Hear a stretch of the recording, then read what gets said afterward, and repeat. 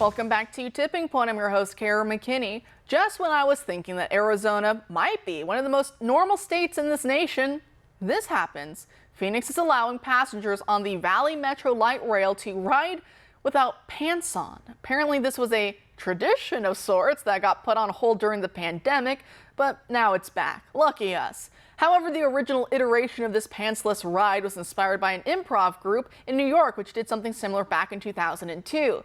But now that it's back in Arizona from its hiatus, you can see that this isn't some fun, wacky metro ride for the family, if that's even somehow possible.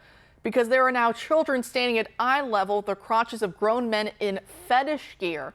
Literally, this guy with the leather undies has a belt in front that says the word fetish.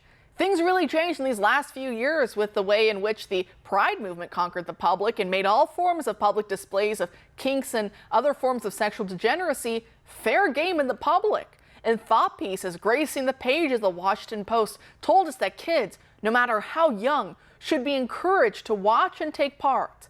And these same people gaslight us about child trafficking and pedophilia. They honestly have some nerve.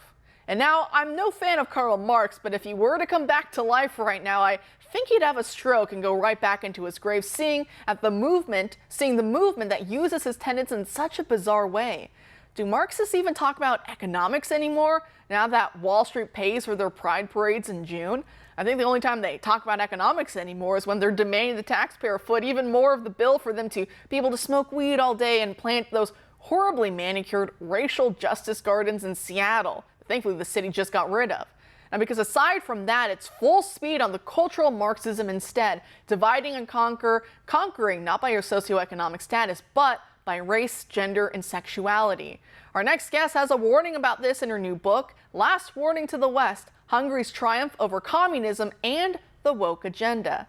So join us now to discuss is the author of that book, Dr. Shay Bradley Farrell, the president of the Counterpoint Institute. Dr. Shay, thanks for being here tonight. Hi, Kara. Thanks for having me. Great. So congrats on the new book. Talk to us about what you hope readers take away from it when drawing parallels between Hungary and their fight and triumph over communism and wokeism, and hopefully us following a similar path. I know we're going the opposite way right now. We're going down the path of wokeism, but hopefully we can turn this ship around and follow them.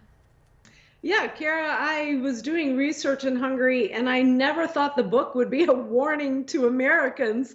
But what I kept getting from my interviews is people telling me over and over in Hungary that the rhetoric coming out of the United States reminded them of when they were occupied by the Soviet Union.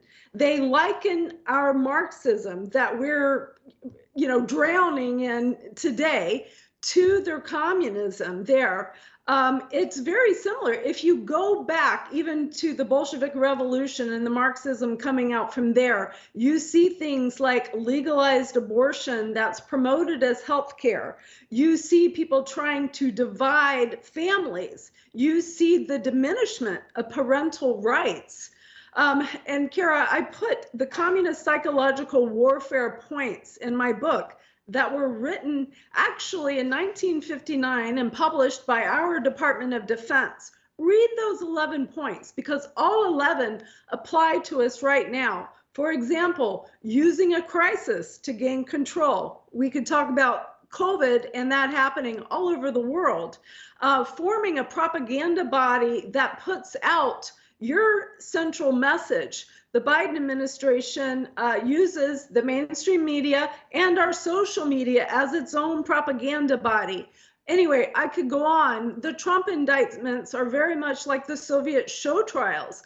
I could go on, but I'll pause there for a minute. But it is truly, Kara, a warning to Americans.